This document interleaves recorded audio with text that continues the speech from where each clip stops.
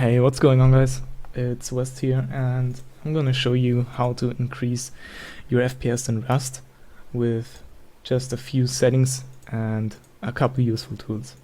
Now, the performance in the recent patches has really gone downhill, and this helped me out a great deal. I went from barely playable, like 30 FPS, to 100 plus in most areas, so I'm gonna show you how you do it.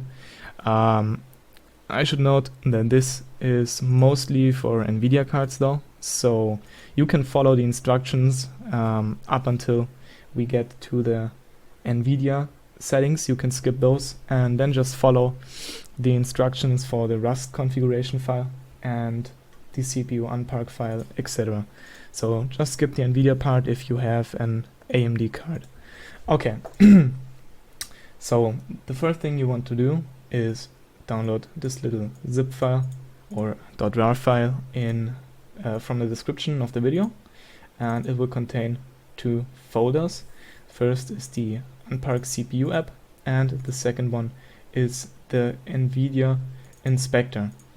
Now just unzip both files to your desktop and delete the file you won't need anymore, so then you have them.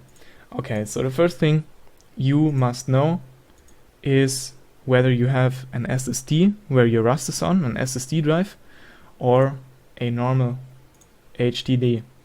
Now, I have my SSD with Windows and the other stuff on it, and the rest are normal HDDs, and I have Rust running on my SSD.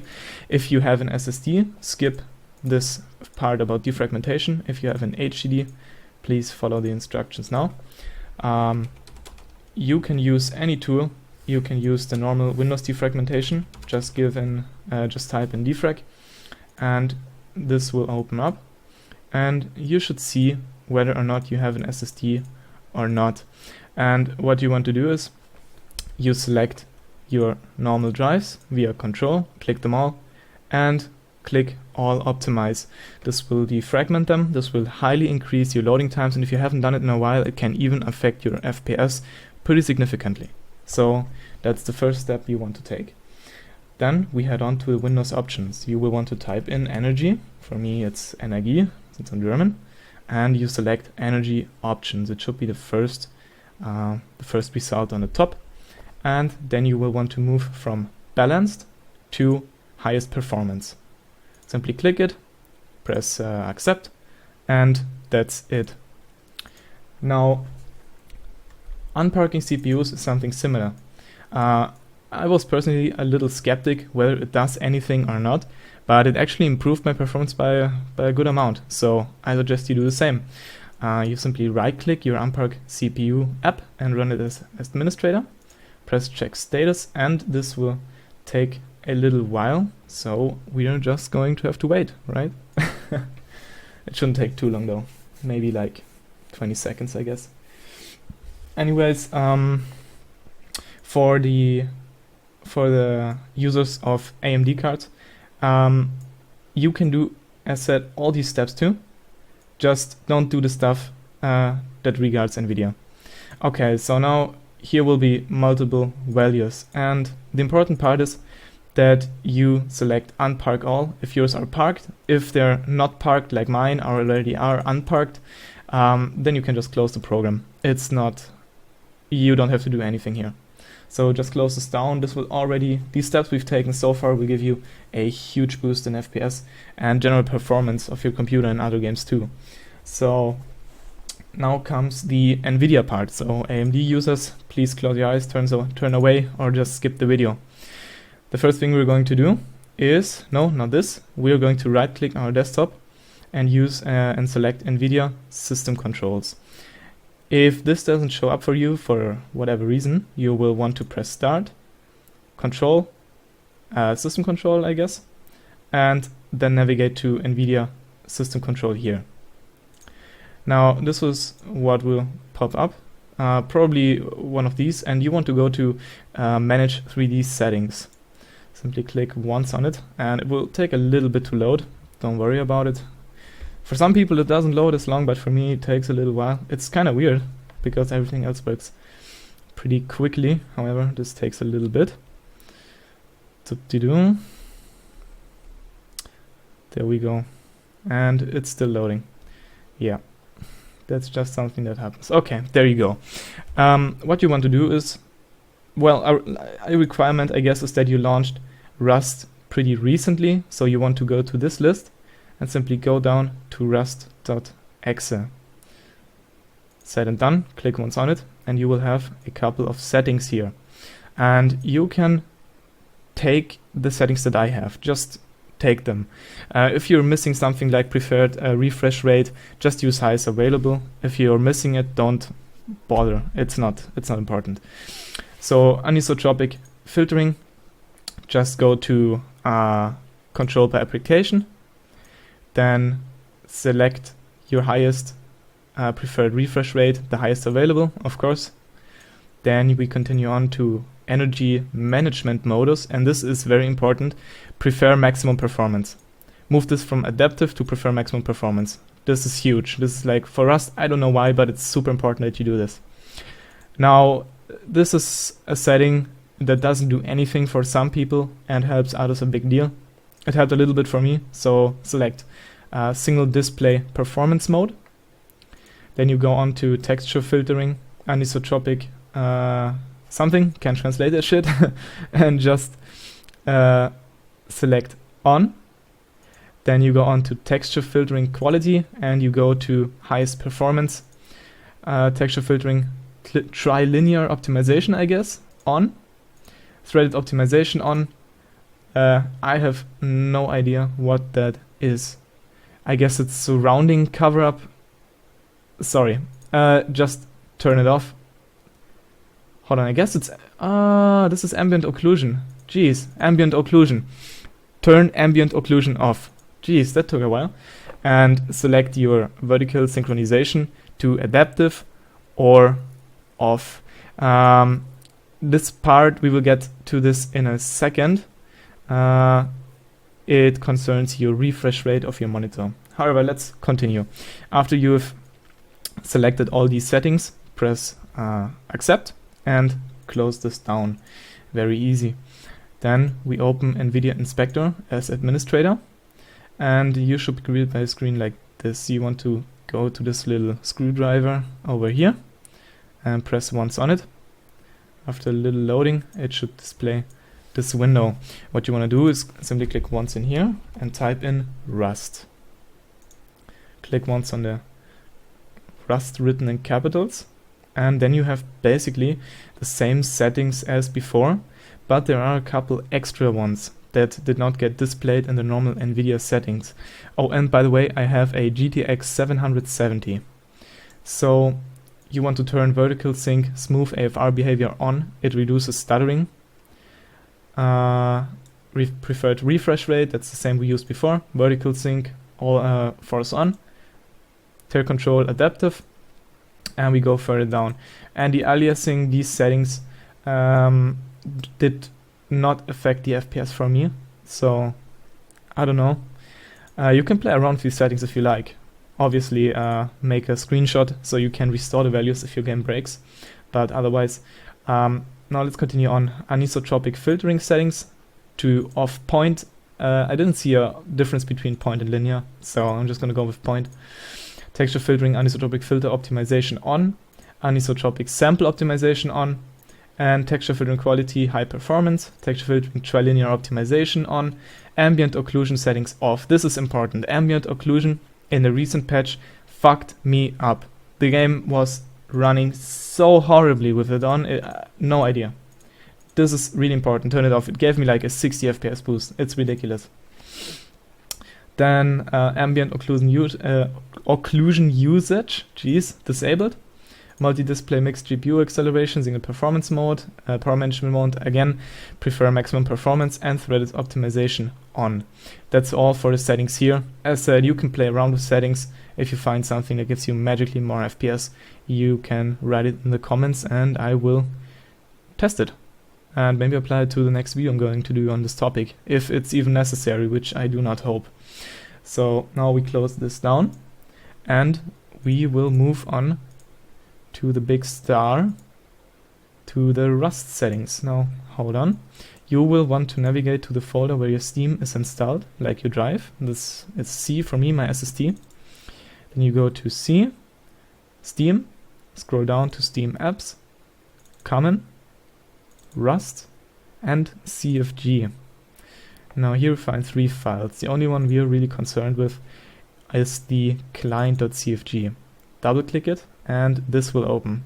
Now this will look a little overwhelming at first, but it's honestly not. These are just the game settings, well, sort of translated, I guess. So yeah, just read through it so you get a little grasp of what's going on here. If you don't, that's not a problem either. Just follow my lead. So here we see several in-game effects, most of which I will go over in the game itself. But you can copy these settings. These directly translate to what I'm using in my game. And I'm getting my 144 FPS most of the time, unless I'm outside or near huge buildings, and it drops a little bit in monuments. So you can basically copy these settings all for you and see how it works. But I'm gonna explain which setting affects FPS the most when I'm in-game. Now the only interesting thing here is the FPS limit, and that's why I mentioned your monitor before. You should make sure which refresh rate your monitor is running on. And how you're going to do that is pretty easy. Right click your desktop, screen resolution, advanced options, and you have this little window here. Now you go on to monitor and you can see your refresh rate here. I'm currently running 120 Hertz for recording purposes, otherwise I'm getting graphical glitches for some reason. So as soon as you know what your Hertz is, this directly translates to how many frames per second your screen can display. The more you have, obviously, the faster your game is and the smoother it looks. So yeah, and now I'm having a second screen here too. So if you want to check out one of your screens, the main one should have this little thing here, the primary monitor, so to speak. You simply click on the other one and you see it selected the different display. You can also switch between them here. And advanced options, monitor, and there you go. My second one is running at 60 Hertz. So if my main one would be my currently secondary monitor, I would use FPS limit 60 here. But since my main one is running at 144, I'm selecting 144. Now here's one little setting that you might want to take a look at. If I can find it, just a second. Oh yeah, here. Grass displays. This will most likely be turned off for you. False means it's turned off. True means it's turned on. What it basically does is if you run in grass in-game, it pushes the grass down and you see directly what's under your feet, which is super useful if you're farming barrels and the stuff falls in the grass and you just can't see it. So I suggest you turn it on. Why not? I mean, I haven't heard of this feature before, but I guess it's still sort of experimental, but it hasn't dropped FPS for me like at all, and it helps find stuff on the ground. So yeah, this is great. You should select grass on here. And this is also a way to manage your settings in-game, saving them, you know, and just testing the stuff out without having to change the stuff in-game and having a fresh load of the game basically. Okay, so I'm gonna close this down again since I haven't made any changes, which you should, by the way. And now we're going to go over the last step, the Rust in-game settings. Now, obviously, you will want to go in-game and you want to press escape. And here you have your options. The first options here don't really concern us.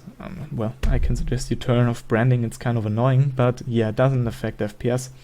I've heard that for some people the chat actually drops their FPS. So if you're having really heavy FPS problems, you can try turning it off. But I'm not gonna guarantee it works. Now, this is the interesting part. These settings up here, these three, are the doom of my graphics card. They each reduce my FPS by respectively 10 up to 20. Ambient occlusion reduced it by, I guess it was 30 to 60 depending on where I was. It hit the heaviest when I was in in Monuments, there it kicked my FPS down a good 60. It was ridiculous. I had like 15 FPS. I couldn't play the game at all.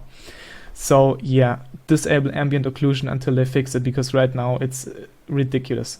You can try it for yourself. It doesn't affect you. Of course, all these settings are subjective. So if you have a really, really good machine running, God knows, dual GTX 980 Ti, then of course it's probably not going to affect you as much as players with a more dated computer. But yeah, as said, I have a 770 and I still can play most of the games on high or extreme with 60 FPS, so it's kind of weird.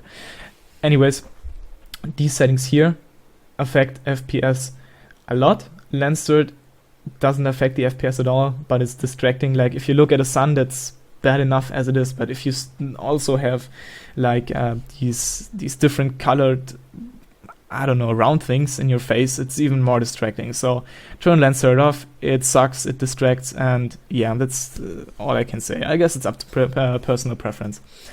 Now, strangely enough, sun shafts dropped my game by a good 7 FPS. I have no idea why, but it did that. High quality bloom didn't affect me as much. It was like 3 to 4 FPS, but it turned it off anyways. It looked sort of distracting.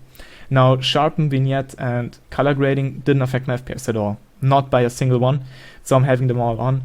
Sharpen is like basically a must-have. You can just see players way more distinct from the game if you have it on, opposed to not having it on. So this actually gives you a advantage in gameplay. Color grading, this is something that I observed for me personally. I don't know if it's the same for other people. When the sun starts to go down, my whole screen would get really, really weirdly brown. Like I could barely see the game. So if I have color grading off, I'm basically useless for a good 3 minutes while the sun is going down. So I have to keep this on. Now, this is something weird. The graphics quality, I have it set at 1, which looks, as you can see, sort of decent, while 0 looks horrendous, but it doesn't give me any FPS increase. If I have it at 0 or 1, it doesn't change it, but as soon as I change it to 2, maybe I can show you actually. I'm currently recording, so this drains my CPU quite a bit. I'm having 71, 72 FPS. Normally I would have about 120, I guess. Let's turn this down and you can see for yourself. Now, you see my FPS changed by maybe 1 or 2, but the game still looks way worse. So that's kind of weird. And now let's make a jump to 2 when it starts displaying shadows. Now, of course, it makes sense that shadows drop your frames since they're like, hard to process.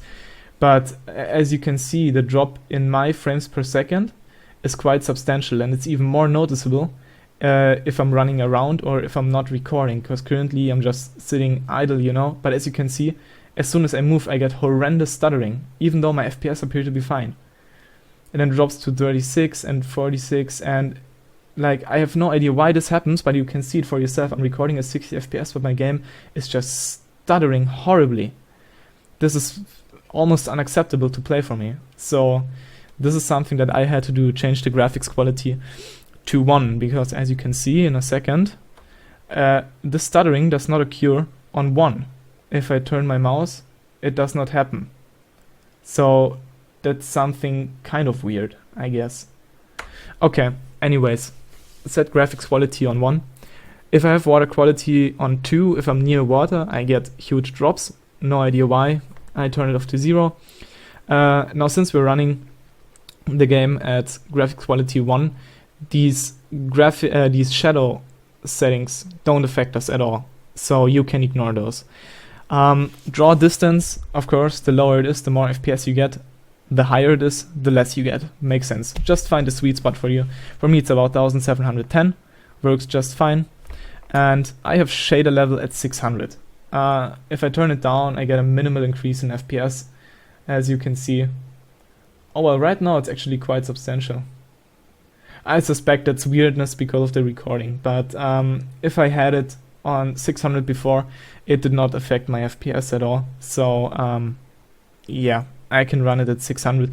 If you get way more FPS if you turn it down, then please do so. As said, these are just my settings, these are my suggestions for you to try and apply for yourself. Now, since we disabled anisotropic filtering in the NVIDIA settings, having it at 16 or having it at 1 doesn't do anything. It doesn't affect the FPS, so it doesn't matter what you do there. And parallax mapping, it didn't change anything for me graphically or FPS wise. So I don't know, I guess you can ignore it. Now let's go on to, a little trick.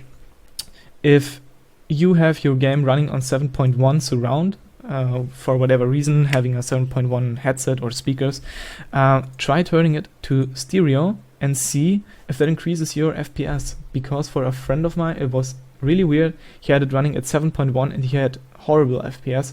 And he turned it to stereo and he gained a good 20. So try that out. If it works for you, congratulations. It did not work for me, but it worked for him. So yeah, fingers crossed.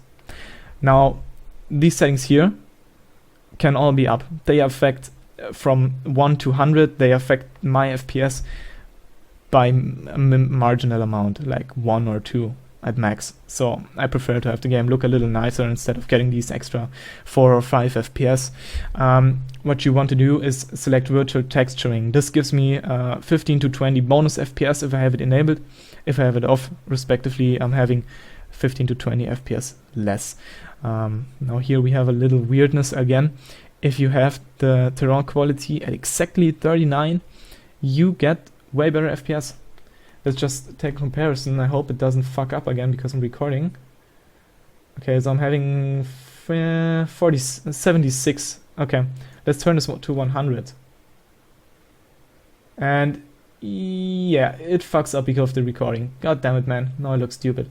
Well, it's lower, but if I'm not recording, this setting, having it at 39 opposed to 100, actually gives me a huge drop in FPS from around, I don't know, if I would have here 120, I would say I would go to down at least to 105 or so.